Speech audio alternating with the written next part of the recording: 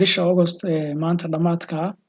live trading-kii aan sameeynay sida daily-ga asbuuc kasta aan trade gareynay ardadan ay trade gareynaysay insha Allah waxaan arki doonaa dhammaan trade-yadii aan qaadanay tiradooda inta aan win helnay inta aan loss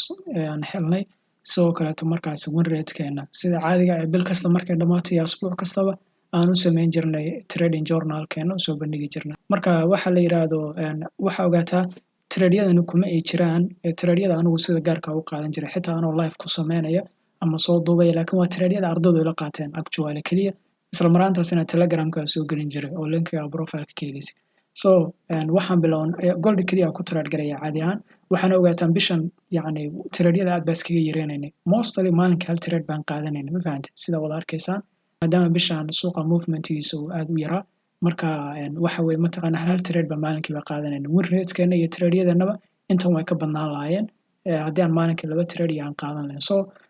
gold kaliya aan ku trade garaya sida arkaysaan 5 August waan soo bilownay trading-ka maalinka hal trade baan qaadanaynay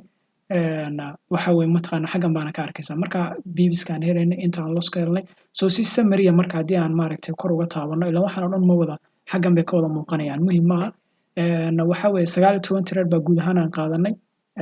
waxaan win gareynay 12 trade oo kamid ah 7 trade oo kamid ah waxaan qaadanay loss marka win rate-keena wuxuu ahaa 63% ilaa maad iska leh waxaan rajaynayaa insha Allah bishan hadda August oo dadka ilaayeen bil xun waaye maxay ku tahay bil xun hore baan muuqaal uga sameeyay caadi ahaan ma xuma laakiin macnaha just movement-ga market-ka oo dadka retail traders-ka ayuunbaa maaragtay liita ama short time-ka trade-yada haya marka hadda bishan way dhamaatay insha Allah September baa inoo bilaabanaysa waxaan rajaynayaa in waqti qurux badan iyo bil fiican insha Allah inoo bilaabato marka waka trading journal-keena bishii hore live trading-keena iyo win rate-keena nabadgelyo